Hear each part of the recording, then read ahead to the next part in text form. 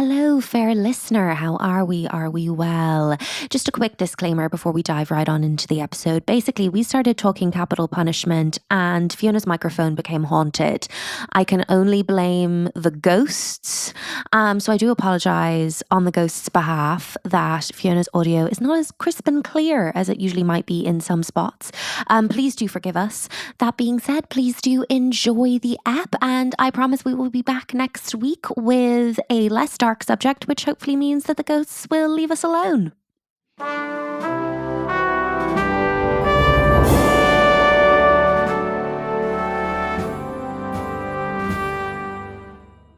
Here we go. Hello, Leigh. Hello, listener. Fiona and myself had slightly too much fun at Shania Twain at British Summertime last night, so we are not feeling fresh to this record. No, we've sat down to record this at 4 p.m. in the afternoon, and of course my internet crashed mere moments before we started, so safe to say that there's a sort of terse energy right now between me and kind of the internet as a concept. So yeah, I like that. Just broadband as a concept. So I'm really ready to delve into this. Let's dive right in. You're welcome to Queer Gals Watch the West Wing. We are ready to talk the Sabbath day. You are joining us for episode 14 of season 1 of The West Wing, which is, yes, titled Take the Sabbath Day.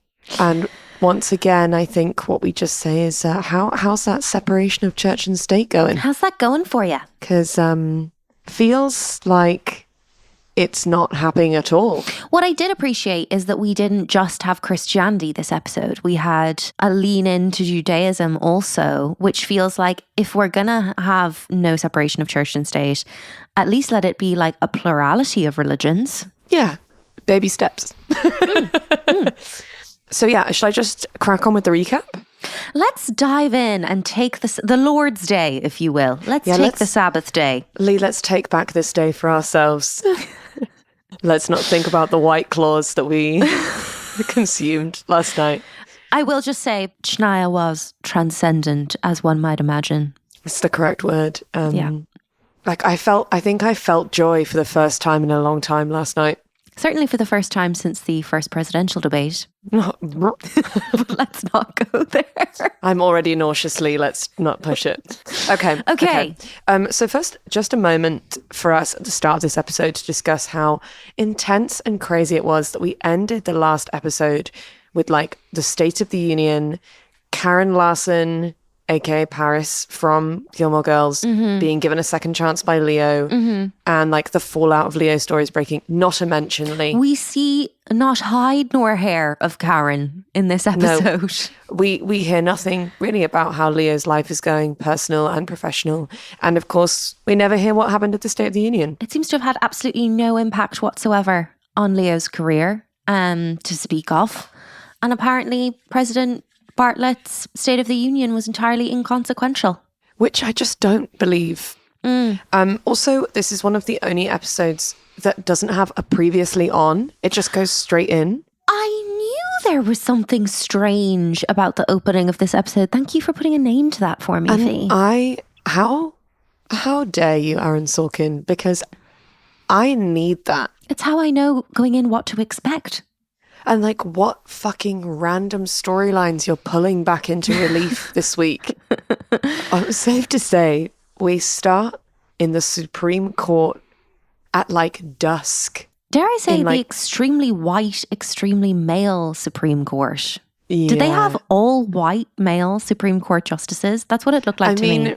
At that point, I was just like, why is it so dark and shadowy in here? Like, why hasn't anyone put the big light on? They have kind of made the Supreme Court look like an evil lair. It's very like Disney, like going somewhere to like make a bargain to like poor unfortunate souls. There is an Ursula edge. There certainly is. And all I deduced, obviously, apart from, I think what we can both agree is the very high camp factor of the Supreme Court in the West Wing, is that someone has lost all of their appeals and is going to be killed by lethal injection. Yes. So like very high stakes right off the bat, classic Sorkin. And we see sort of three men scurrying out of the Supreme Court into the night. Who are they? We'll never know, because no one will ever tell us their names. But one of them says, do you know Sam Seaborn? Because they're the defense for the person who's lost their appeals. That's all I do know. So one of them asks, oh, do you know Sam Seaborn? And another one of them just says, I used to beat him up in high school. Yeah, they're like, does anyone have a number or a name for someone that's close to the president that we could try and get a presidential stay from? And then apparently just one of the public defenders is Sam Seaborn's high school bully. Which is like... I mean, a brilliant character choice, but also so crazy. It's just the most male thing I've ever heard. For a group I used to of beat him up in high boys school. to be like, does anyone have an in to make this business call? And the in being, I used to beat him up in high school. How does that in any way make him more likely to take your call, sir? Because you're going to threaten it because he's scared of you? Because you're the alpha? Yeah. I mean, the thing I do love is I love a story in which Sam Seaborn was like quite a lame kid that got bullied at high school by like all the big football boys. And then at some point in like college had like this glow up moment. And then suddenly was like Sam Seaborn of DC, like with all the girls. It does kind of explain the slight chip on the shoulder of Sam Seaborn. Yeah, and maybe the way he talks to women. Anyway, so we leave them thinking, let's, maybe threaten Sam Seaborn to help us. Bring back the old high school memes. Cut to Josh and Donna once again. They're just back at it. Back out with the flirtation. It's Friday. Everyone's feeling frisky and free. To quote Mandy, everyone's psyched for the weekend. And then Donna does one of the craziest things she's done thus far, which is she asks her boss, who's about to go on a bachelor party, are you going to behave yourself? Which is like very, I do enjoy, but like a kind of crazy power move from her. Also, the larger question on my lips is Josh has friends. Yeah. Like whose bachelor party is he going to? Like, does he actually have friends? I wonder whether it's like a representative in the House of Representatives or like a congressional chief of staff. Like, I wonder if it's actually like a work bro. Or like a frat brother. Who's also, like on the in hill. Politics. Yeah, on the hill. What then proceeds to happen is that Donna reminds Josh that he is really bad at drinking. Which is some really fun lore for their relationship. I feel like there's been a few references to Josh being like pissed in Donna's presence. And this, I think, expansion on that is very, very satisfying because he says, I'm in politics, okay, I can drink. And she just responds with, you have a very sensitive system. And then he says, I wish you'd stop telling people that. It very much feels like the expansion pack on the previous I don't want you showing up at my door pissed again conversation. Yes, screaming at my house at my flatmate's cat. Yeah. So I think my conclusion here is that I'm obsessed with the concept of Josh being a massive lightweight. I think that makes me like him more. It's a phenomenal character choice from him. I do feel like Sorkin has gone in with his two kind of leading bros this week and given them a layer of vulnerability beneath the bravado, which makes me like them both more. And I think we did need that because I think we were getting to the end of our tether with both of them. Agreed. Thus far. Agreed. I am obsessed with the fact that there are now multiple stories about Josh being a drunken mess. And I'm further obsessed with the fact that Donna thinks it's embarrassing. In fact, she says to him, you'll have 2 drinks and spend the rest of the weekend sleeping it off. 2 drinks, that is tragic. Like, I know I'm an Irish woman, but 2 drinks and being written off for a weekend. Yeah, 2 drinks Lyman. Crazy. That's classic. 2 drinks Lyman. Get him home, get him to bed. He can't handle it. Well, as we all know, the celebrity matchmaker had a 2 drink maximum for a reason. Josh, though, is like, I'm fine. I'm a big boy. And actually, like, there probably aren't going to be any strippers there because, like, men don't even like strippers anymore because feminism. I'm just a 21st century guy. With my little backpack. And then when he's like, oh, well, like, what are your plans over the weekend? Like, if you're so high and mighty. And Donna's like, I want to go shopping. Yes, because he's being asked to come in for a meeting on Saturday morning. Yes. And therefore Donna also has to come in. And she was like, I wanted to go shopping because obviously she's a woman and therefore her only characteristic would be that she enjoys shopping. And then I'm sure she and the gals had Saturday brunch booked. I'm sure of it. I'm sure, like, you know, maybe she wants to read a book, like, you know, take a jog, like go for a walk, meet some friends, go out of town and see her family, like give her more depth, Silken. Like Donna has depth. Yeah. And then Josh is like, oh, don't worry, like come to the meeting at 7 a.m. and then like I'll like buy you some shoes. Ha ha ha ha ha. Yeah. Leigh is just grimacing. But the meeting that he's been called in for is there's like a congressional candidate and their campaign manager is like asked for time with Josh because the DNC, is that the Democratic National Committee? Correct. Ding, ding, ding, ding, ding, ding, ding, ding, ding, ding. Has like cut some funding for this particular campaign. Yeah. So like basically this campaign manager's pissed and wants to have a like conversation with Josh Lyman, and Josh is like, this is so below my pay grade. I'm going to a bachelor party. Anyway, the other person who is trying to leave the office is Sam Seaborn, and he is doing this with like zero cool. He is going to do a little sailing competition the following day, taking his Saturday to do a little sailing competition. And so, Leigh, I would like you to just share your opinions on the sexiness / attractiveness of sailing. Yeah, it feels very much like the kind of like the posh boy that you don't want to be charmed by, but are. Yeah.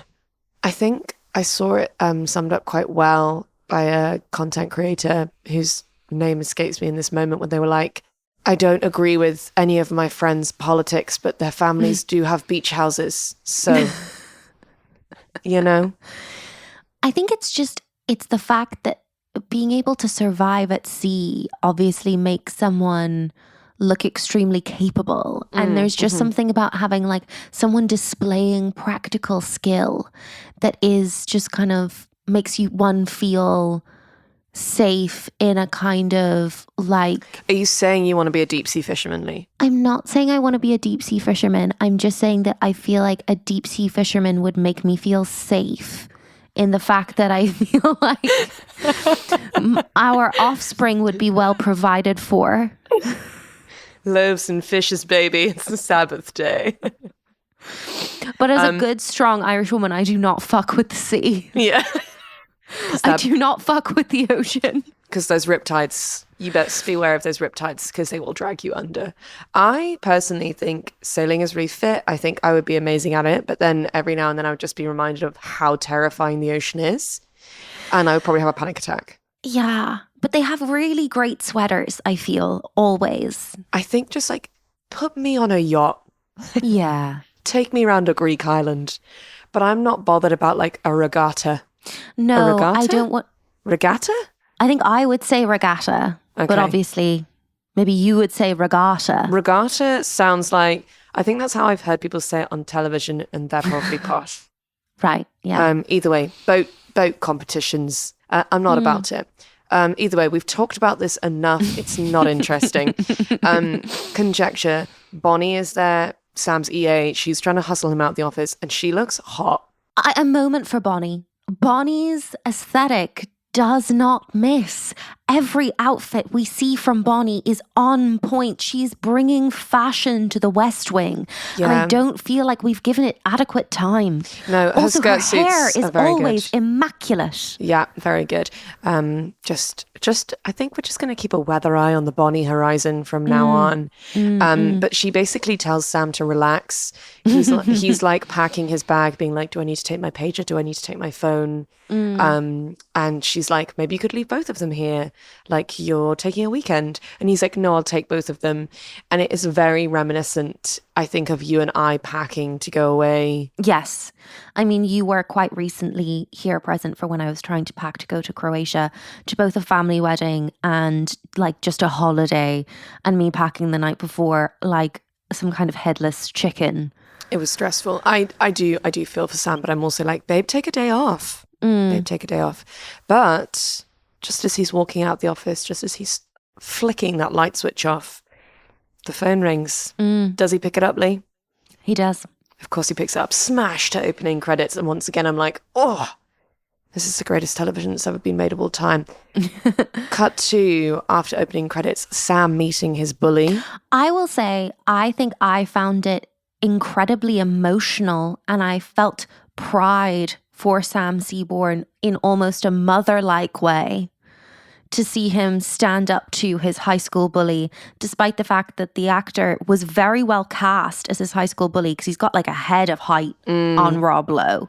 He's like physically bigger. But to see Sam Seaborn like stand his ground, and I think we should read the dialogue, I felt like a proud mammy. I was like, you tell him, son. Yeah. So shall I be the bully? You do it. You're going to go to the president and you're going to tell him that he can't run from this one. He's got to consider my client, and you're going to tell him that. I don't talk to the president that way, Bobby. No one talks to the president that way. And I've got to tell you, not many people talk to me that way anymore. So proud. So proud. Like, I kind of thought that, like, the bully character would come and be like, I mean, I used to bully him in high school, kind of awkward. I'm going to have to ask him for a favor now. But what I wasn't expecting was for him to come in and just continue to bully. Yeah. A pretty ballsy choice. Considering that he's talking to the deputy communications manager for the president of the United States. But alas, men. Alas, men. So Sam's basically like, look, I'm not going to go and tell the president what to do. That is 100% not my job and none of your business. And so this guy's like, basically, fuck you, I'm going to go and do what I want. Sam's like, look, I could put you in touch with Toby Ziegler. Like, we could put a meeting in. And the bully's like, well, you obviously don't care. You're obviously a terrible person. You have no moral compass. Like, go fuck yourself. Which I just like, chill out, dude. Chill out. We go to check in with Leo. Not about, anything that's happening in his life. Apparently, all is fine. Like, what's going on with Jenny? Have they sorted out the house? Is he still living at the hotel? Maybe we'll just never find out, Leigh.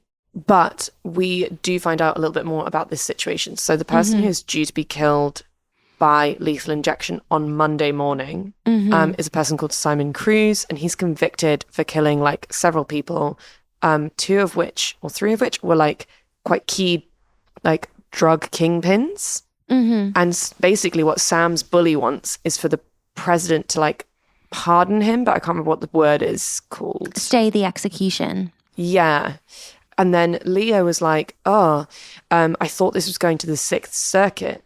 And I don't know what that means. It means that they expected that the Supreme Court was going to defer to the lower court and allow the lower court's decision to stand, basically. Right. And to let the lower court rehash it, in which case it then wouldn't be on the president's table. Because people are obviously on death row for years and years and years and years and years. Yeah. And so it would just buy the president time. So this thing comes up in discussion, which is like, it's Friday, right? And like the Supreme Court's made their decision. Like, why aren't they killing him today? Like, if they've made the decision that he's going to die by lethal injection, why are they waiting till Monday morning? And Leo says, well, it's the Sabbath from Friday to Sunday, basically. So we can't do that. And the argument of being like, okay, so the government is going to murder someone, but like, God forbid it happened on a holy day. Yeah, it's wild. Yeah. It both kind of makes sense and is the most nonsensical thing you've ever heard at the same time. Yeah. So, yeah, as Leo says, I think you'll all find as we go through this weekend that there isn't a part of this discussion that isn't bizarre. And I feel like that very well sums up this episode, which is just the whole way through. I'm like, this is cuckoo bananas, guys. I think Sam actually says that to Leo. Yes, because then he goes back to his office because and gets out his little law book and like snuggles down in a chair and like starts reading about law. Because he's looking for a reason why Bartlett would be able to stop the execution. Well, to justify stopping the execution. Because perhaps this episode is in fact just about Sam not being able to leave work. Yes. It's very both you and I putting an out of office on our emails. and just continuing to work. And just continuing to work. So that kind of decision smashes us into a timeline episode, Leigh. So we come in, it's Saturday, it's 9 a.m. Josh is asleep on the floor of his office. In a position no man has previously been in. Yeah, like crumpled, like someone dropped a puppet. Yeah. He's discovered by Donna. Donna like does like a little yelp as she opens the door. And safe to say, Josh is not handling his hangover well, Leigh. He is not, no. Did Donna warn him? Donna warned him. She did. Yeah. And so it's very like her being like, look, I told you this was going to happen. And she has just got like absolutely no time for it at all. He's like covered in dirt. He stinks. She's like, you stink of alcohol. Like, what happened? He was like, I don't remember. I remember these things happening. And then like, I remember coming here. She's like, you have a meeting in an hour. It's the campest hangover I've ever seen. Yeah. And I do think that in general, most men that I've encountered, they sit on a hangover spectrum where at one end it is like, you'll never know they're hungover. Like they'll never let it show. Like I've never seen my partner hungover, but I know he has been. But he just gets Science would indicate. But like he just gets on with the day. Yeah. He's like he's like, I've made my choice. I feel terrible, but I have stuff to do. And then the other end of the scale is, and with respect, quite your housemate coded. It's the end of the fucking world and everyone must know about it. A lot of huffing and puffing and groaning. And sighing. And sighing. And just like moving from one room to the other and just sort of sighing and huffing, which can be very endearing. I'm too pretty to have a hangover. Yes. Like me. But it wasn't my fault. Safe to say Donna has no time for this energy and just screams at Josh, are you going to listen to me from now on? Which I appreciate. Fully just being his girlfriend here. Yes. Being like, we have plans. And like, I'm not going to let you ruin this. Yeah. We do have to jump across to Air Force One. The joy and excitement I feel every time CJ Craig is back on my screen. I was like, this whole episode thus far, I was like, where is she? Why is she not here? Where's our queen? Where's our baby? There she is. Walking down the steps of Air Force One. With Jed Bartlett and Charlie. And just the first words out of her mouth are, don't start with me, Mr. President. And his response was, I was helping pass the time. I was being entertaining as well as instructive. I am back in America now. I have rights. I am no longer belted down next to the passenger from hell.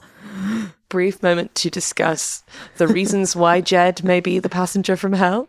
I believe it had something to do with the fjords, which is very Frozen coded. I believe he was telling her about the fjords and the historic significance of the fjords. I think there was also a quiz on the fjords.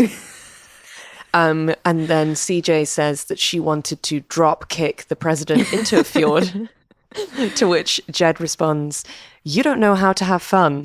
And then just Charlie with a savage one-liner. As they all get into like the motorcade and the chauffeur looks at Charlie and is like, oh, how was the Sweden thing? And Charlie just says, it was quite a trip. Diplomatic as always, but yet telling us all the subtext we need to know. Mm-hmm. Should we flip back to Donna going above her pay grade? Just very quickly. Just absolutely not earning the overtime that she deserves here. Firstly, she's in a cute little outfit. We've not seen her in her weekend attire before. Mm-hmm. She's in a little pair of jeans, like kind of like the light flare with a red sweater and her hair down. And she just looks great. She looks phenomenal. But she kind of has a chat with Josh where she says essentially that he's ruining her day and his own, and that she's going to have to fix it. So she's like, here is Sam's wet weather gear that he didn't take with him for his sailing thing, which is just a pair of like bright yellow waders. And like, give me your suit. I'm going to go have it dry cleaned. Like, I know the dry cleaner guy. He's going to do it express for us. So like, you have some clean clothes to wear for this quite important meeting. I'm just going to let the fact that she has given him bright yellow waders just hang in the air for a moment and see if perhaps we might come back to it. She also hands him a coffee from the day before, which is the most passive-aggressive thing I've ever seen, but I was obsessed with it. But then Josh proceeds to do the most disgusting spit take I have ever seen with the cold coffee, because it's not a spit take in that it doesn't go out. He just opens his mouth. He just opens his mouth and allows the coffee to fall from his mouth onto his shirt. And it is the most disgusting thing I've ever seen. Like a baby on spitting high-end up. television. Yeah, like a baby spitting up. Yeah. Like, if you're going to give me a spit take, make it fun. Have some momentum, some projection behind it. Yeah, like, let's go broad comedy if we're going to do it. To temple with Toby. Just a contemplative moment. Just love a little moment in temple with Toby. I also love, like, I didn't foresee for him, obviously we knew he was Jewish from the pilot, but I didn't foresee for him that he was a practicing Jew. And so it's lovely to get a window into the more spiritual side of this character. Yeah, which kind of, and I go on to like chat about it a bit more. It feel like for me it does make sense with like where Toby's going, and in terms of like the little tidbits of Toby backstory that we've had up to this point. But he's just in temple trying to mind his own business, and obviously his phone goes off, and obviously it's not on silent because it's Toby Ziegler. So he goes to like take the call, and it is Sam, and Sam is in his weekend wear. It's excellent weekend wear. It's really good. He looks really good. He looks really hot. Like, it's the hottest he's looked the whole show. He's in like a thick cable knit, like dark blue captain sweater. And I hate, even the glasses are myself. working for me. I hate myself, but it's really good. And then Toby knocks over a load of chairs into the temple, and it really is very reminiscent for me of the church scene when Carrie and Miranda are stalking Big and follow him to church. Yes. And then Carrie drops the Bible. Yes. A deep cut there from Leigh. But I know exactly the scene you're talking about. Yeah. For me, once again, it's just the like pure like comic genius of the fact that like he knocks over, I would say, up to 10 chairs. But like his face is perfection, because there's no moment where he's like, oh no. It's just as soon as he touches the first one and it starts slipping, his face is like, it's happening. And there's nothing I can do. I just have to watch it happen. Yeah. Perfect. I think we should go back to Josh and his nightmare day and nightmare hangover. So like he's obviously fallen asleep on his desk post spit take in these bright yellow waders, and he's awoken by... Now, at first I thought this was a dream sequence, or that I was in fact having a fever dream. The way that it's shot does actually make it look like it's a dream sequence, but it is Marlee Matlin, aka Jodie from The L Word. Love her. Was so excited to see her. And she's here in the West Wing. So Jodie is in fact the campaign manager for the congressman who Josh has got this meeting with. And some of the reasons why this scene is so incredible is because, one, Josh is still playing drunk. Yeah. 2, he's wearing bright yellow waders. 3, he then refers to his own system as delicate, having previously said to Donna he hates that. 4, he misgendered Joey in a previous scene, obviously assuming that Joey would be male and a campaign manager would have to be a man. And then he tells her to her face that that's what he'd thought. Also, Marlee Matlin is a deaf person, and so the character has an interpreter with her the whole time. It's like her aide. And he is bringing such energy. Like, obviously he's interpreting for her, but like the energy that she's putting into signing, he's putting into the way that he then delivers what she's saying to Josh. So good. It's phenomenal. And then at one point she just shouts at him, "Are you drunk?" And he just like shrugs at her. I couldn't have chosen a better actress to bring into the fold to tear Josh a new one, because she does that for Bet in The L Word, and she's doing it here now with Josh, and it is so deserved, and she has just exactly the right no bullshit energy. Yeah, and she's hot as well. So like, so hot. It's also great because you can tell that he's like stressed out about it, because he's like, "I didn't know you were a woman. And you're really cute and fit, and I don't know what to do." And basically it's sort of maybe 60 seconds of pure train wreck. And then Donna comes in and is like, "Hi, it's really nice to meet you." Like obviously having done some light research on this person, and is like, "Oh, I'm not surprised at all. Like, I know who you are. I know the name of your aide. Like, come through, like, let's get some coffee." And her response is just, "Yeah, Joey Lucas is a woman and she's deaf. Cool." Yeah. I just love the wrong footing of Josh. It's so good. And Marlee Matlin is the perfect actress to pull it off. Mm-hmm. And also they do have great chemistry. They have excellent chemistry. It's so hot from like moment one. To the boys. To the boys. So Toby and Sam are in an office together having a chat, and they're talking about Sam's bully, because Toby is upset that Sam's bully went to Toby's temple and talked to his rabbi, because his rabbi was doing a sermon about capital punishment, because Sam's bully was like, "That's my way to get to Toby's igla." What a long game. To go through the rabbi. Jump scare when we just like realize Mandy's in the room. Just sat on a desk, which is like the most high school girl thing I've ever seen for someone who works in the West Wing, just to be like, "I'm just going to sit cross-legged on this desk because I'm just kind of random." Yeah, like, what are you guys talking about? She is actually wearing an amazing outfit though, which I really covet. But also I'm just like, why are you here? I do appreciate though that she does ask Josh if he slept in a dumpster when he does come in. As they like are all leaving, Toby does pull Sam to one side in a moment I do really appreciate, where he's like, "How did this guy know which temple I went to?" And Sam's like, "Oh, I told him." And Toby's like, "I just need you to know that like that's my business. Yeah. And I never want you to tell anyone like where I go to temple." Yeah, again. Like, unfortunately, like that's it. Yeah. And I love that Toby just says this really clearly, and then he just leaves the room, and we hold on Sam for a bit, like trying to work out what he did wrong. Yeah. Rather than Toby like laboring the point until Sam came to the realization with him. He's just like, no, like you need to work out why what you did was actually really offensive to me. Yeah. Because once again, Toby is just an absolute king. Also, like, Toby has never been hotter than he is in this episode, like spiritually. Like the mojo's his vibe. so back. Yeah. Shall we go to the president's residence? Let's do it. Because it is Saturday, and therefore Leigh, Jed is in his casual wear.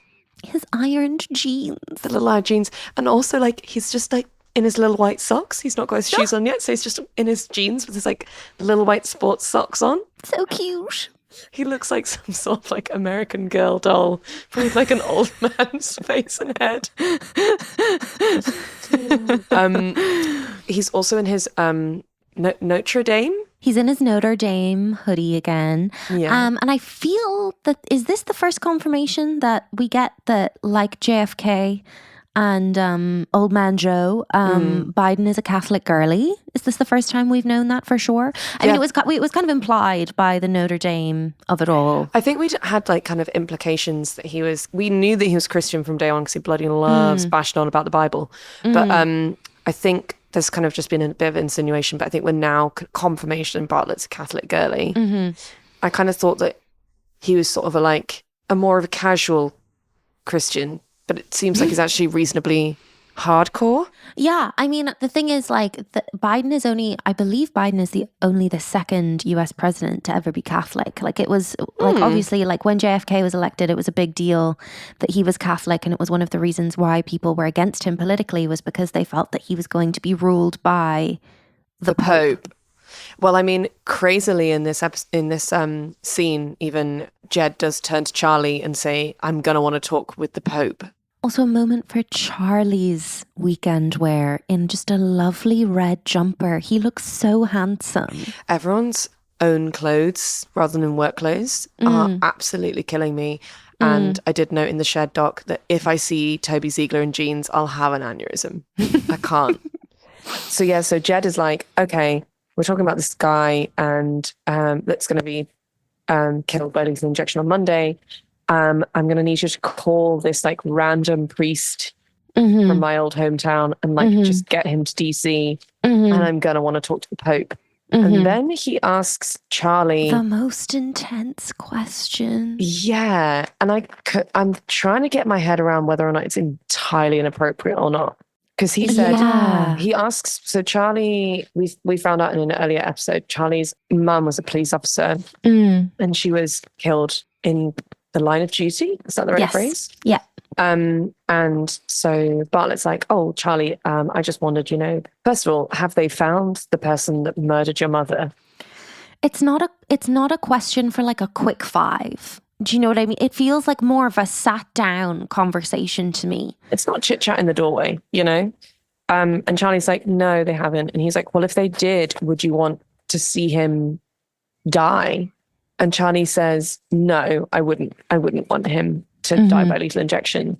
And then there's a brief pause. And then he says, I'd like to kill him myself. I was reading online, there was actually like quite a lot of chat at the time about the kind of this sort of like vengeance storyline for Charlie and how some people didn't feel like it was in line with his character at all. And it was like for someone who had always been very like even-tempered and like morally calm, that it was like making him into an angry person. I mean, I think two things can be true at once, right? Yeah, I think that it's a very interesting thing to have someone so young say. It feels very 21 to me, which is the age that he is. I mean, this happened relatively recently. He's still grieving the violent death of his mother. Like, that's a complex cocktail of emotions. And I think all credit is due to the actor who plays Charlie, because when he says, I'd want to kill him myself, his delivery is totally like, there's no ego in it. There's no like bravado to it. It's like, it's almost him being like, that's how I'm processing it right now. And like, there's a lot of depth and like grief in that response from me. Totally. Also, like, I've never been angrier than when my dad died. Even if you're not angry about the circumstances of death, I think grief obviously famously leads to a period of anger about whatever it might be. And so I think it's a totally natural response. Also, I do want to clarify when I said earlier, like, I think it's a very 21-year-old thought. I don't want to be like anyone who's 21 who's listening. Like, I don't want to be like demeaning of anyone. It's like being 21 is like so fun, but it is also so intense. Like I feel like period of my life where I like felt the most intensely was when I was 21. I'm so glad I had that experience. I'm also so glad that I'm not 21 anymore, because you do just feel stuff so intensely. Yeah, it's such an insane period of change as well, where you're like going from, you're in that like in between world of like, you're not a child, but you're not really an adult yet. Like it's, yeah. Famously, as Brittany said, not a girl, not yet a woman. Yeah. Brittany Jean. So the beef with the DNC, I think we want to see to roll back to Joey Lerner and her just marching into rooms and sorting people out. Her and her assistant have just like cornered Josh in his office, and like he can't even get behind his desk. He's just stood there in his waders. Her argument, she's saying, is that she's running the campaign for a candidate for Congress that she thinks is really good. And the one that they're trying to replace is currently like really bad and doesn't stand for anything good. And is really problematic. And she's like, why is the DNC cutting my funding? Like, this is bullshit. I want to talk to the president. And Josh is like, the fuck are you going to talk to the president? You can't just come in here. You're just a campaign manager. And you think I'm going to walk down and like knock on the president's door? Cue Jed Bartlett just popping around the corner. Comedy gold. Just like appearing behind Josh. Just being like, hello, Josh. How are you? And Josh is like, what are you doing here? And Jed By just the said, way, I think you called her Joey Lerner. Helpfully, her character on the L Word is Jodie Lerner, and her character on the West Wing is Joey Lucas. oh God, okay, right.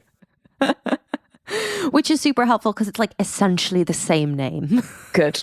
Thank you for the clarification. Just getting my deep cut, like classic TV references mixed up there. So yeah, Jed arrives, and upon being asked why he's in the West Wing, he just says, "I was wandering the halls and thinking." To which I replied, "I think Jed Bartlett would be a Swiftie." 100%. I could not agree more. He would slay Love Story. He would absolutely slay Love Story, and he would sing it in Abby's face, and Abby would be pretend to be embarrassed, but she would love it. And like while the Eras tour is on, like they would have like gone to the Eras tour and like been like papped in the box, and like he would have been like swapping friendship bracelets with children. They would have been stood with Travis, like giving a Queen's royal wave. Yeah, like with some merch on. Yeah, okay, good. I'm so glad that we've confirmed that. And then after Josh was like, the president's not going to give you a moment of your time, Bartlett's like, "Hey, Joey, you want to see the White House?" Which is cute.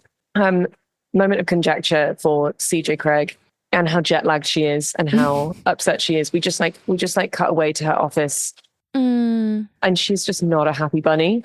And I think it's worth mentioning that apparently Alison Janney was really ill with the flu while they were filming this episode. And I feel like she's just lent in and made it part of like CJ's character. Just so done for this whole episode. Just her being like, I just need to get through the filming schedule. Fair play, hun. Fair play. We've all been there. Alison, we see you. We see you just getting through the day with the flu. Me just like dragging my carcass to a stand-up gig in the ass end of nowhere midwinter through sleet and wind. So what we do, circling back to Joey and Jed, we have this really amazing scene where he takes her into the Oval Office. And I feel like because since the show started, we've always been with characters who are like, oh, I guess like I work in the West Wing. Like I get to walk around these amazing rooms and like it kind of means nothing to me. And I love that we have this like moment where she like stands in the doorway of the Oval Office and is like, you see her being like, I can't believe I'm going to step into the Oval Office. I love that as a character choice that actor made. I think it was so impactful because we've not seen a character do that yet. Exactly like you say, we've not. And then I've watched that moment and I thought, oh wow, this is actually just a huge moment for her personally, that she is getting to step into the Oval Office. And this isn't an everyday thing for her. I just thought that was such an important acting detail and I loved it. Yeah, gorgeous. And then she and Bartlett have this really interesting conversation. So he asks her about her faith and she says she's a Quaker. And then they talk about kind of capital punishment and he like asks her opinion of it and how she would feel about it. And honestly, it's such a good scene. And I'm like, I would love her to be a series regular. Yeah. Because the character is bringing a very different experience of life to the kind of team that we're used to hanging out with. And it's also just like, I love the way that she talks. Like the way that the character is written is so refreshing. And I love that we have CJ, we have Mallory, we have Laurie, and yet this is offering not to be like, wow, Aaron Sorkin wrote strong women, but I just it's so incredible to be like, we don't have just one character that's like the strong female character. It's like we have all of these different women who are such strong female characters in very distinct ways. Yeah, no one's filling the same box. Yeah, exactly. I do appreciate that. Before they leave, Joey does ask, she's like, why did the DNC cut my funding? And Bartlett just says, you know, your candidate's an empty shirt. I love that as a phrase, and I'm going to start introducing it into my everyday life. Yeah. I've never heard that before, but like instinctively, immediately, I was like, I get what that means. It's perfection. And it's so cutting. And then he's just like, yeah, I'm not interested in people who are getting into politics for kicks, who are getting into like the street cred. Like I'm here for people who actually want to make change. And I don't think that's your guy. Like you're backing the wrong guy. And you should take a moment to think about like, who does deserve your time to run the campaign. Which leads me to believe that were President Bartlett to exist in the same universe as AOC, he would lose his mind. 100%. In fact, the entire squad, I think he would just be obsessed with. He would be like behind them all the way. Yeah. Toby swings back to temple to his rabbi about the sermon he was giving. Toby's rabbi's entering line is, "I didn't hear you, Toby," which is fairly unusual, which is fun. Oh, we find out that the bully's name is Bobby Zane, which I do believe is a very good choice because it sounds like a bully's name. It really does. It also is really ringing a bell. Is there another character in something else called Bobby Zane? Something of that ilk, something Bobby Zane adjacent. Okay, no, but there is currently a recording artist on Spotify and SoundCloud called Bobby Zane. Awkward. The rabbi is basically, Toby's come to him and been like, "I don't really know where I sit with this morally." And the rabbi has this, again, it's just a really brilliantly written monologue. And part of it is that he says, society has a right to protect itself, but it doesn't have the right to be vengeful. It has a right to punish, but not the right to kill. And essentially, this is this great monologue where the rabbi's like, look, we can look at the Torah and we can look at religious texts, and they can be meaningful to us, but we need to look at them through the lens of the society that we're living in. And I found that really refreshing, because often I think when religious characters are written in TV shows, they are often quite fundamental, or they're on the kind of drier side of their, whatever religion they're part of. And so it was really nice to kind of hear from a rabbi who's like, I'm not here saying that we need to take scripture at its word. It's there for us to interpret, and it's there for us to think on. And I am glad that in this episode where we're talking about the government taking a man's life away, I do appreciate, as much as I shied on so much about the separation of church and state, I do love actually that the powerful people who are involved in the making of this choice are consulting with their spiritual leaders, because it is a spiritual question. Agreed. In my mind. And actually, it's going to lead me to come back to CJ just for a moment. And this is where I began crying in this particular episode. So we cut to CJ in her office, and she's just staring at a family photograph. And then Mandy comes in, whatever. But it's basically what are your thoughts on everything that's happening with this case? And CJ's like, I don't have an opinion on capital punishment. What is the story of Claudia Jean? Why is she staring at her family photograph? Why is she saying look, I don't know. I think it's, they have this very interesting moral conversation. And as much as Mandy is annoying, I do appreciate that the scene between them, they're not getting worked up. They're not getting emotional. No one's shedding any tears. They're just neither of us know where we can't get our head around this, but something about this is wrong. But I also understand how we can't make decisions like this on a case-by-case basis. But there's something in the core of CJ that is affected by this. Yeah, I love the character detail about CJ, that I think CJ lingers on things more so than any other character in this show. She's and I don't mean this emotionally, I actually mean this intellectually. She's intellectually moved by events as they happen. She allows her position to be changed because she's been emotionally affected by things, which is, I think, a really powerful way of being in touch with your emotions, because it's the marriage of your emotionality and your intellect. Yeah. And I think in the same vein, we have that with Toby too. So we cut to Sunday, 6:15. So we're running out of time because the execution is going to take place at midnight, into Monday. First of all, Toby's in chinos. Please feel my beating heart. But he's talking to Bartlett and Leo, and he's basically coming in and being we shouldn't do this. We need, the death penalty's wrong. And who are we to make the decision to take a person's life? And it really, I don't know, his kind of plea to Bartlett really moved me. I was very, very moved by it. Yeah. And I don't know, I think it's because he's this really hard and stoical character, and he always comes out with this really brash, comic comebacks to everyone. We rarely see behind the mask. And you know what consistently moves Toby, I'm realizing, is he consistently is moved by and has compassion for people on the underbelly of society. Yeah. That's what moves Toby, because he had such compassion for the homeless man who passed away, the homeless veteran.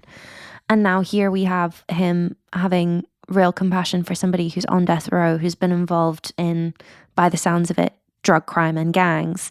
And he's consistently moved by the least powerful in society, I feel. Yeah. I think underneath it all, like, he's just quite a sweet boy who, like, cares about his faith, potentially has lost people in his life. Yeah. And finds comfort in the cookery shows of Julia Childs. And famously, his boyfriend is in Indonesian prison, so... I think I'm just realising in this episode that my heart is and always will be with Toby Ziegler. Yeah. But Jed's still not made up his mind about it. Anyway, so he sort of dismisses Toby. He's like, at the end of the day, it's my decision.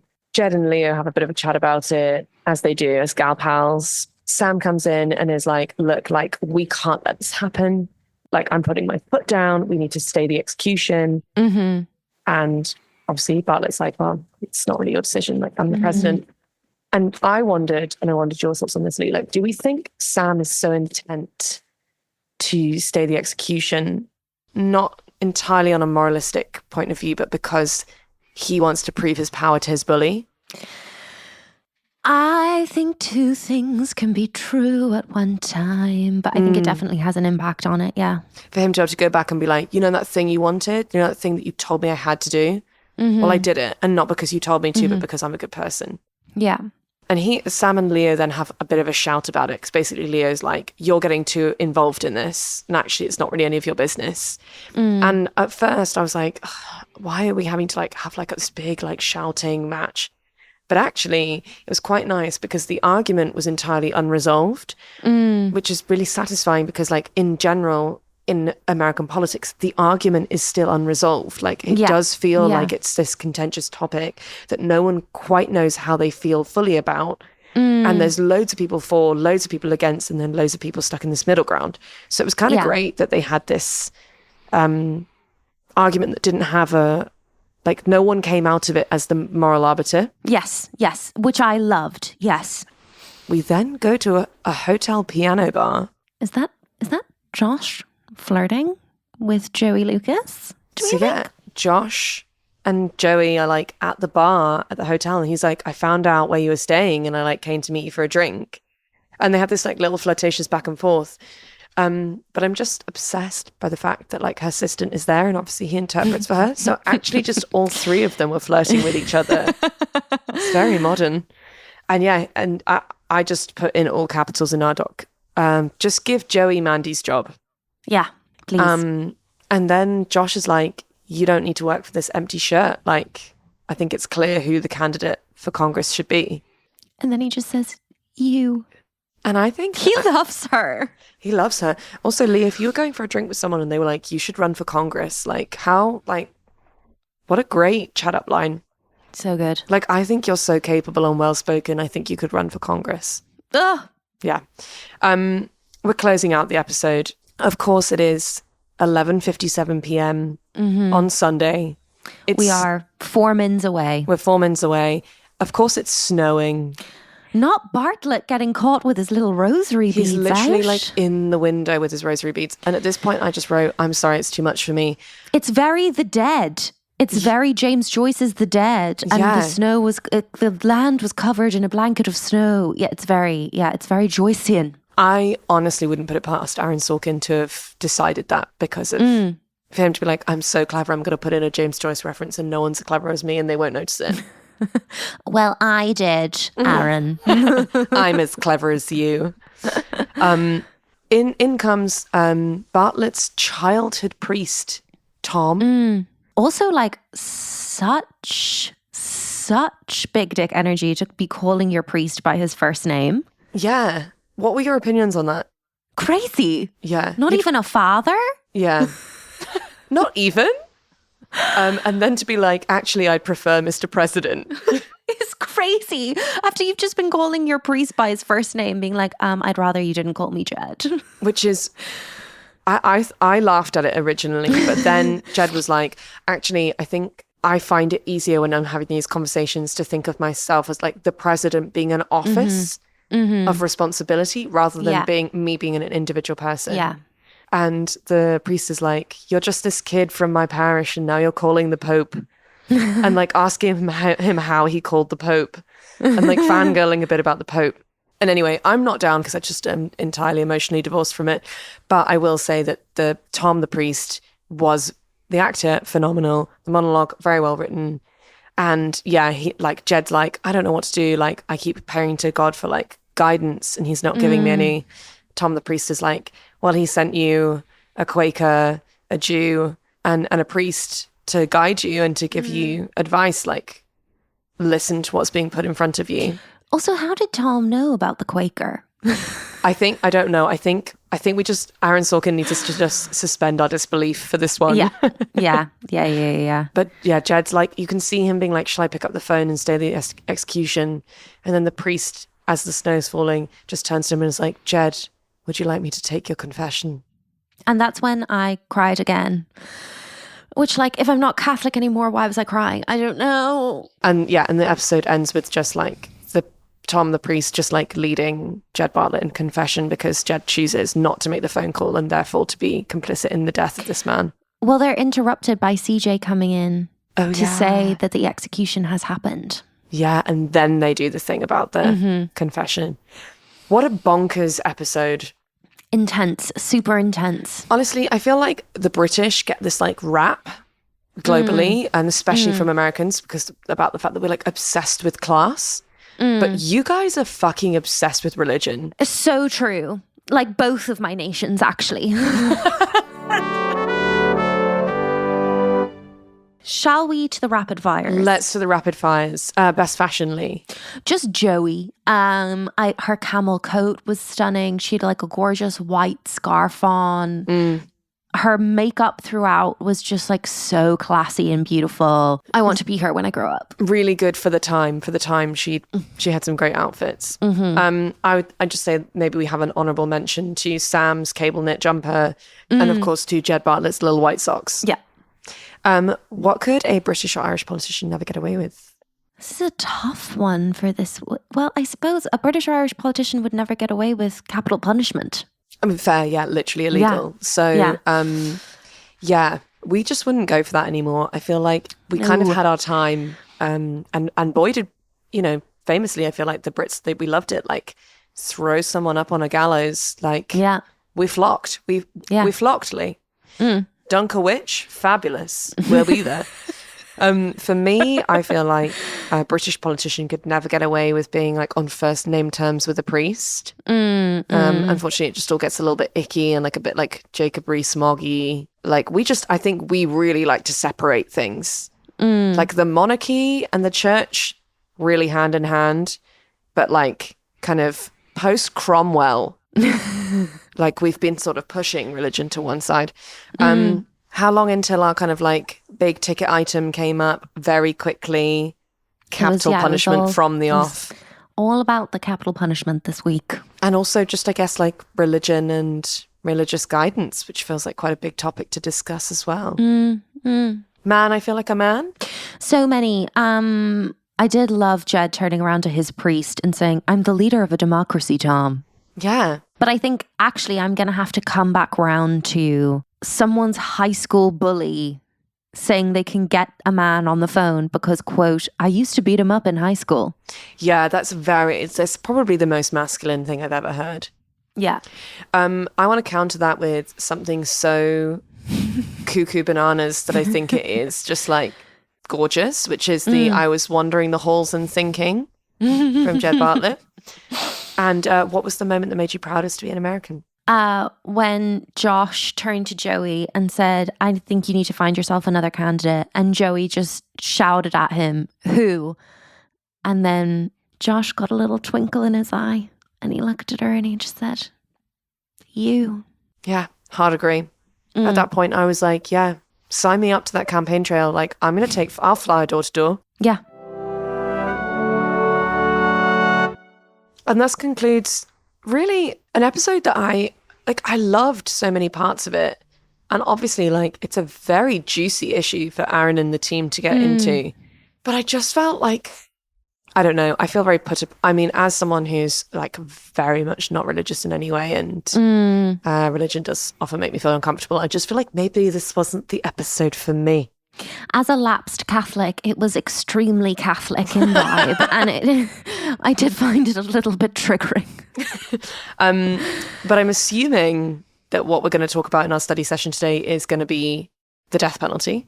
We are going to talk the death penalty because something that is light and fun. Something just a light and fun for this comedy podcast. We're going to get into the death penalty, but hopefully we're going to take it a slightly different angle on it than one might expect. Is there another angle to just a different angle on death. That is very Irish of me. I feel we are good at death, if nothing else. We may not fare well in the Olympics this summer, but we do very well at death. We didn't make the Euros, but I was trying to swallow a mouthful of water the whole time Leigh was just... I almost did a spit take then. Okay, let's just dive in. It's a jump scare start, but we're just gonna dive in. I'm with you. The US stands alone among Western democracies in continuing to engage in capital punishment. Since 2007, the United Nations General Assembly has voted 8 times to adopt a resolution calling for a global moratorium on the death penalty, most recently in 2020, and the US voted against it. The president, as we saw in this episode, plays a crucial role in federal executions. A president can commute a prisoner's sentence, effectively preventing execution up until like the last minute, basically, which is what we saw. But public opinion has shifted since Aaron Sorkin wrote this episode to today, in that a 2019 Gallup poll found that 60% of Americans support life in prison over the death penalty. That's quite a big percentage, isn't it? Yeah, because in this episode, I think Jed Bartlett says 70% of Americans support the death penalty. Right. So there's actually been quite a reasonable swing the other way. Yeah. And in studies of the death penalty in jurisdictions across the country, what has been found is that one of the biggest determining sentences on whether the jury recommends the death penalty versus a lifelong prison sentence, for example, one of the biggest factors is the race of the victim of the crime. So if the victim is white, it is much more likely that the death penalty will be recommended. Interesting. So yeah, this is where we get into some kind of interesting territory with Trump, in that when he was running for re-election against President Biden, he was worried that he was going to be seen as being soft on crime. And so to mitigate that, Trump essentially put 13 people to death in 6 months at the end of his presidency. So before 2020, there had been 3 federal executions in 60 years, all of which occurred under President George W. Bush. And then since 2003, there had been no federal executions at all. Wow. And then in the final 6 months of the Trump presidency, 13 people were executed. So during Obama's 2 administrations, there were no federal executions? There were none. So that must have been that he commuted all of the sentences for anyone who was charged with the death penalty? Yes, that is correct. Barack Obama commuted several death sentences over the course of his presidency. Yeah. So that's interesting, isn't it? And do you have the stats for Biden's first administration so far? None. So I feel like that's in a way kind of showing, well, not only the kind of where those individuals, presidents are, but also perhaps the opinion of the Democratic Party as well. So yes, Biden has gone on the record as being anti-death penalty, which I suppose is also in line with his Catholic faith. Yeah, I suppose that would make sense, wouldn't it? Yes. The first US federal execution occurred in 1790 when Thomas Byrd was found guilty of murder on the high seas. A few other... Sorry, what a sexy crime. I know. Murder on the high seas. Extremely fun. Especially after what we were talking about sailing earlier. A few other executions that were big in history, if you will, some memorable ones. In 1865, Mary Surratt was executed due to her role in President Abraham Lincoln's assassination, and she therefore became the first woman to be federally executed. Yeah, I mean, imagine the statistics on that are also quite in terms of like the gender balance of people who have been. It weighs very heavily male. Women are given the death penalty a lot less.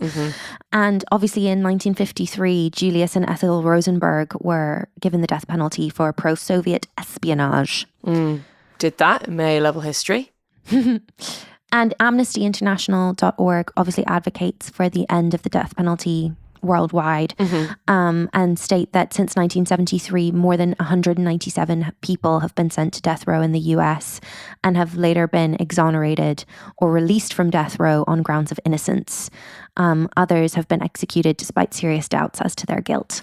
And I think those are the statistics that really, I don't know, kind of turn my stomach. It's like, terrifying. It's like when you read that, how can you still be in favor of it? Because if it's being shown time and time again that actually the justice system is flawed and people aren't perhaps getting the fairest trial or the best representation, and they're being given these sentences and then give it some time, and they're being proven to be innocent, it seems crazy that it is still a punishment. Yeah, it is absolutely wild. And another thing about the executions that Trump oversaw is that Attorney General Bill Barr, who oversaw these executions, does not recall discussing any of the 13 cases of the inmates who were eventually killed with President Trump. So he didn't know the stories of the people who were being executed. So there was none of this kind of deliberation or discussion about whether to commute the sentences that we saw in this episode. And that included one inmate, Wesley Ira Perkey, whose execution was originally delayed by a judge because his Alzheimer's disease meant that he didn't understand why he was receiving the death penalty, which is heartbreaking. Yeah. And obviously we know that Trump has been a long time supporter of the death penalty. One of his first political acts as an independent citizen was, if you recall, we watched both the documentary and the series that was made about the Exonerated Five. Yes. With the Central Park assault on a female jogger. 5 teenagers were, as it turned out, wrongfully imprisoned for years and years. Trump took out an ad. Yes, I remember that. In the New York Daily News at the time in 1989 saying, bring back the death penalty, bring back our police, in a full page ad. And he has never apologized for that. Now, while the death penalty is still legal on the federal level, 22 US states have abolished the death penalty. Okay, so this is where the way in which American government is structured can be a bit confusing to my tiny little English brain. So the federal law is you can do it if you want to, and then each state can decide if they want to do it. So basically, remember during this episode at one point Jed asks, why is this my problem? Yes. And it's because it was the case was taken up by the federal court. So it is he's been federally charged rather than, remember when we did the episode where we talked about federal crimes versus state crimes? Yes. So if you're charged with a state crime in a state that allows the death penalty, then that is on the table for certain crimes. Versus if you're in a state where the death penalty has been abolished, then you know that will be off the table.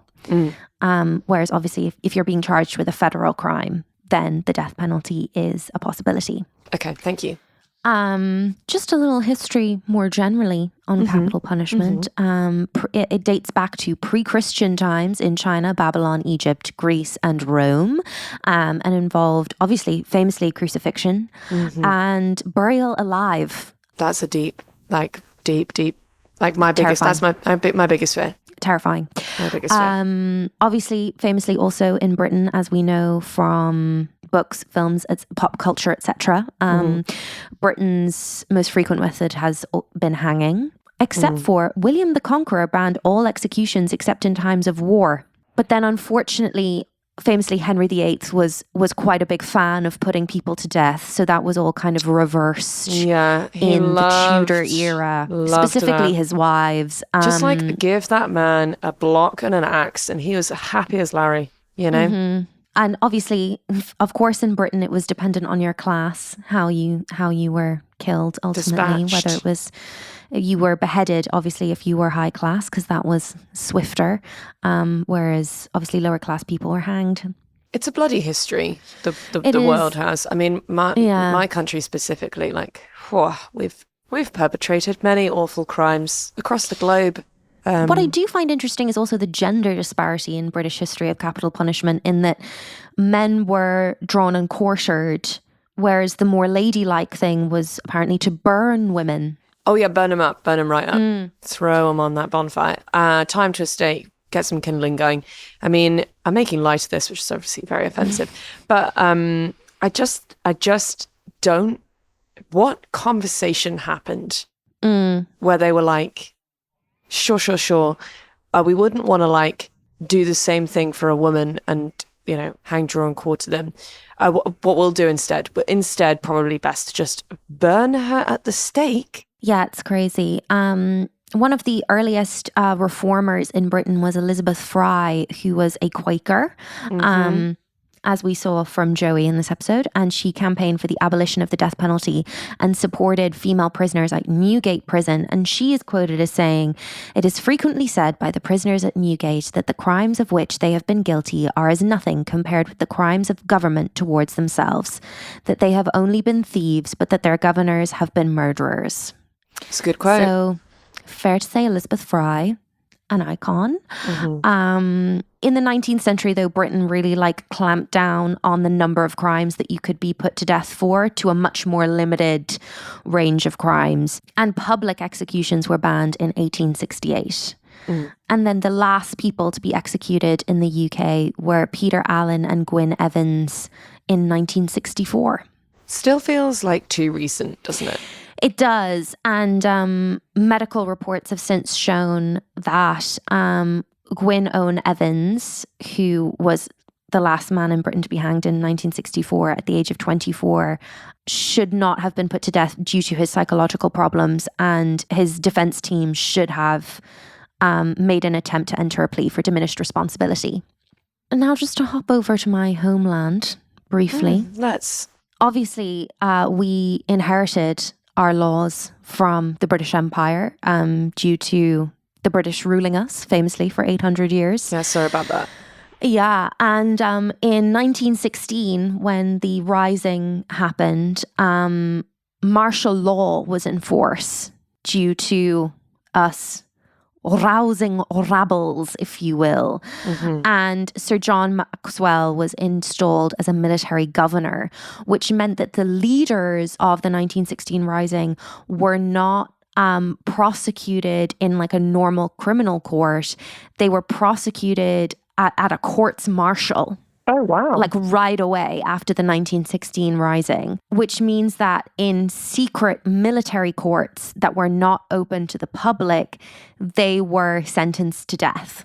Well, 3 of them were sentenced to death pretty much immediately. Padraig Pearse, Tom Clark and Thomas MacDonagh were taken to Kilmainham jail and shot at dawn on May 3rd after the 1916 Rising. And the Irish parliamentary party leader, because at this point we did have MPs in Westminster, John Redmond warned the Prime Minister at the time, Herbert Asquith, that if any more executions were to take place in Ireland, the position would become impossible for any constitutional party or leader. And Prime Minister Asquith actually warned Sir John Maxwell, who was ruling Ireland at the time, that anything like a large number of executions would sow the seeds of lasting trouble in Ireland. And let me say, Fiona, no one's ever been more right about anything. But Maxwell did not listen to him and kept the executions going. The courts martial were held in secret, partly this because... doesn't feel good. Like, don't hold things in secret. Because, like, honestly, that just screams guilt, isn't it? And this was partly because it was extremely difficult for the authorities to present detailed evidence against specific individuals because of the chaos of the fighting. And it seems that many of the decisions about who was executed were made quite arbitrarily. One of the men who was tried but not executed, William Cosgrave, said, "No person was allowed to appear or speak on behalf of the prisoner, but each prisoner would be permitted to bring a friend with him who he could consult and who would be free to advise the prisoner but not address the court. The charges were laid according to a formula. You are charged with having been one of a party at whatever location from which shots were fired, occasioning casualties amongst His Majesty's troops, and you are further charged with conspiracy with His Majesty's enemies. And part of the reason why it was able to be a courts martial in this way was obviously we were in the depths of World War I, so it was seen to be a time of war. And then I would just simply like to read, just for my little Irish heart, a letter that one of the men who was executed wrote to his wife the night before his execution. Please do. Michael Matlin, who commanded the Irish Citizen Army at St. Stephen's Green, wrote to his wife how when he'd been marched to Kilmainham Jail, he had walked past their house and he'd hoped to catch sight of his darling wife, Pulse of my heart, and their 4 young children. He says in the letter, "The only one of my household who I could cast my longing eyes on was poor Prinny the dog. She looked so faithful at the door. I am so cold. This has been such a cruel week. My heartstrings are torn to pieces. And I think of you and them, of manly James, happy-go-lucky John, shy, warm Una, daddy's girl, and oh, my little Joseph, my little man, my little man. Wife, dear wife, I cannot keep the tears back when I think of him. He will rest in my arms no more. My little man, my little man, my little man. His name unnerves me. Again, all your dear faces arise before me. God bless you, my darlings." But their deaths went on to transform Ireland. And you know, the execution of the leaders of the 1916 Rising really did turn the tide of public opinion towards independence. Yeah, I feel like when you look back at history, not to, again, just gonna not lower the tone, but like letters. Yeah, are such powerful sources. You get such a window into that man from what he chose to write to his wife. Yeah, because you can read about the actions that he undertook or like what he might have said in public. But then suddenly there's that one letter, that like couple of paragraphs, and you're like, it's a window into the man that he was at home with the people that he loved. And I feel like I really wish we wrote letters still. My granddad's a great letter writer, and he, writes to me from time to time, and every time just reduces me to tears, just because it's just such a gorgeous form of communication. Yeah. Well, yeah. You've just completely ended me, Leigh, and I was fragile to start with. So. But yes, I mean, it wasn't actually until 2001 that Ireland actually had a referendum that removed all existing references to the death penalty. And brought in a constitutional prohibition of its reintroduction. But there hadn't at that point been a state execution since 1954. Right. So it was just them being like, we probably need to get around to changing this. It had been abolished in practice, but it was formally abolished in 2001. And yeah, I suppose that the story of the United States is very similar to Ireland in that capital punishment was brought by European settlers to the New World. And the first execution in the colonies was in the Jamestown colony of Virginia in 1608. Captain George Kendall was executed for being a spy for Spain. My God, drama. And actually, the first attempted reforms on the death penalty were made by Thomas Jefferson when he introduced a bill to revise Virginia's death penalty laws. And it stated that capital punishment could be used only for the crimes of murder and treason, but it was defeated by only 1 vote. Really? That's very interesting from Jefferson. Again, all of my knowledge of Thomas Jefferson is gleaned entirely from the musical Hamilton. So I'm not exactly a well-read on his history as a politician. Just me being like, wow, I didn't expect that from him. Just fully in my mind, trying not to hum a song from Hamilton. Yeah, I suppose in the US history, there was a real resurgence of the death penalty in the 1920s through the 1940s. Americans were suffering through Prohibition and the Great Depression. And there was a huge rise in organized crime around that time, right? So I imagine that publicly, it would have been a really interesting kind of political point for politicians or lawmakers to be making, which is we have got a lid on this wave of organized crime. And you know what? this is how we're going to punish those bad people. Yeah. Yeah, and there were more executions in the 1930s than any other decade in American history. Wow. Yeah. But then we get to the point where we're kind of in the West Wing area of time, which is that Bill Clinton was again seen as being soft on crime. And so then we had the Anti-Drug Abuse Act of 1988 reinstated federal executions for a limited number of offenses related to drug use. Right. And then the Federal Death Penalty Act of 1994 and the Violent Crime Control and Law Enforcement Act expanded death penalty eligible offenses, which they actually reference in this episode, which is interesting because that makes it seem like in the world of the West Wing, we've had a Clinton presidency. We're like almost post-Clinton. Yeah. That is interesting. We have had reforms in 2002, Atkins versus Virginia prohibited the execution of those with intellectual disabilities. And in 2005, Roper versus Simmons ruled that the death penalty could not be used against those who had committed their crimes when they were under 18. That seems like a good expansion of the law. As of December 2020, 144 countries have abolished in law or practice the death penalty, leaving 55 countries active in use of the death penalty. And what is interesting, based off of the focus of this episode, in terms of religion, today, fundamentalist and Pentecostal churches, as well as the Church of Jesus Christ of Latter-day Saints, also known as Mormons, support the death penalty on biblical grounds, specifically citing the Old Testament, whereas the Roman Catholic Church and most Protestant denominations, including Baptists, Episcopalians, Lutherans, and Methodists, and Presbyterians, oppose the death penalty. Unfortunately, when I was reading about this on deathpenaltyinfo.org, they didn't have any information about any other religious denominations. But yeah, 1,591 people have been executed in the United States since 1976. And interestingly, there was a spike in 1999, right before the West Wing, in terms of the number of executions that took place in the US. So it makes sense that Aaron Sorkin is kind of having this conversation. So in that way, was actually the end of Bill Clinton's administration quite similar to the end of Trump's first administration? I mean, nothing has rivaled the number of executions that Trump oversaw. Trump was the most prolific president in terms of the number of executions his presidency oversaw.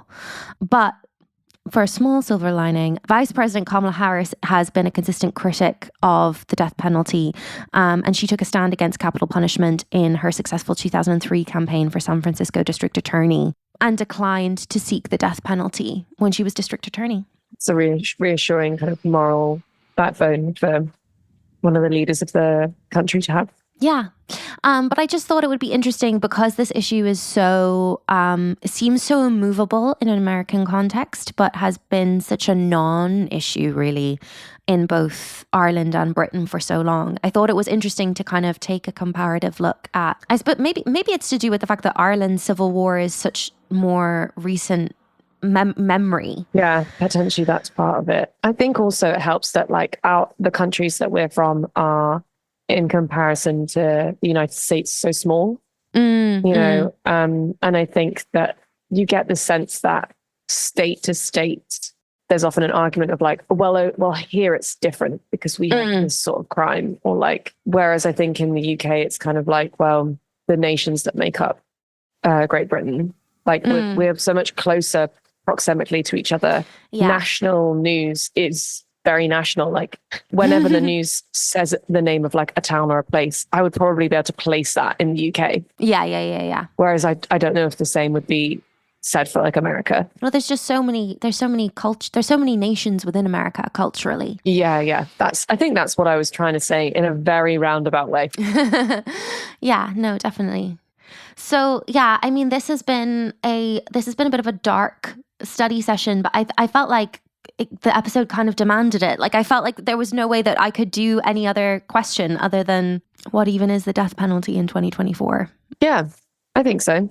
And actually it's been incredibly informative, and it's something that I have watched a lot of documentaries, true crime documentaries, obviously because I'm a white woman in her 30s. And I feel like there is still so much I don't know about the American judicial system. And so like every time we kind of dig into a small part of it, it's kind of breaking open that nut for me. So I found that really interesting. And I think it's been really useful to like reflect on UK and Irish legislation as well. From Anne Boleyn to the present day. Yeah, exactly. Well, I feel like I need to go and lie down and put a cool flannel over my head. Perhaps eat some saturated fats. But I've had a thrilling time, and perhaps we should do this again next week. I think we should meet again for some celestial navigation, Fi. Please, then I'm so excited about the title alone. The title alone, and perhaps we like record it, fresh faced.